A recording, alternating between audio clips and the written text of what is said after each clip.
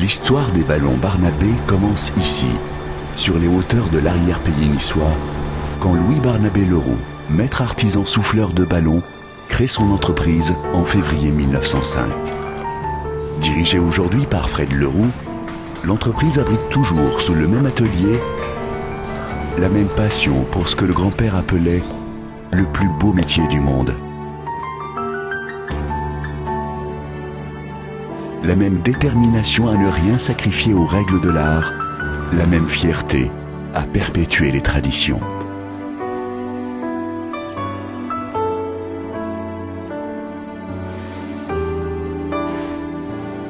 On sait ici, où l'on arbore l'insigne de maître artisan souffleur de ballons depuis 3 générations, que derrière chaque ballon Barnabé, il y a un sourire d'enfant.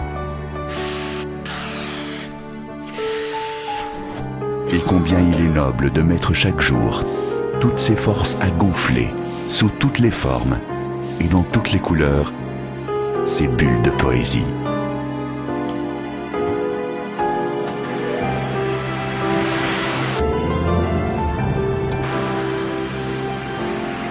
Mais la concurrence s'est accrue, incisive, féroce, parfois même sans scrupules. En chef d'entreprise responsable, Fred a d'abord réduit tous ses coûts, mais il sait que cela ne peut suffire. Il doit au plus vite trouver un avenir à son entreprise. Pour se tourner vers demain, Fred a choisi la formation professionnelle continue proposée aux chefs d'entreprise. En se formant aux techniques nouvelles, il a renoué avec l'esprit de perspective. En apprenant à gérer son temps et ses forces, il a élaboré des stratégies et fixé des objectifs. Il a découvert que son organisation professionnelle était là pour le renseigner sur toutes les formations existantes, en particulier celles ayant trait aux techniques métiers.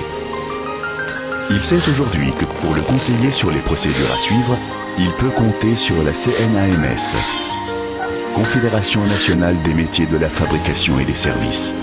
Il sait aussi ce que tout artisan doit savoir, que le Fonds d'assurance formation des chefs d'entreprise artisanale, le FAFCA, assure tout ou partie du financement des formations choisies.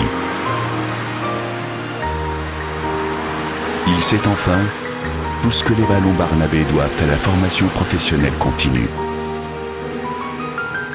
Et combien dans son cas, comme dans bien d'autres, elle aura su redonner du souffle à l'entreprise.